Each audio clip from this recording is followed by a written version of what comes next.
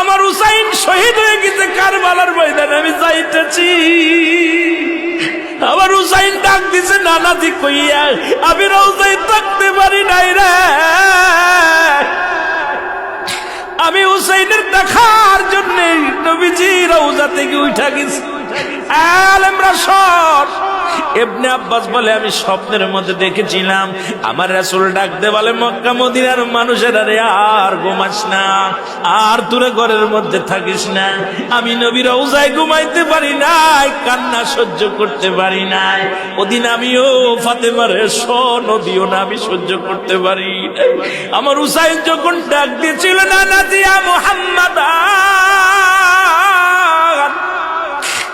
মুহাম্মাদান করে যেদিন ডাক দিয়েছিল রে, সেদিন আমি নবী রওজা থেকে পাগলের মতো উঠে কারবালা পর্যন্ত চলে গিয়েছিলাম।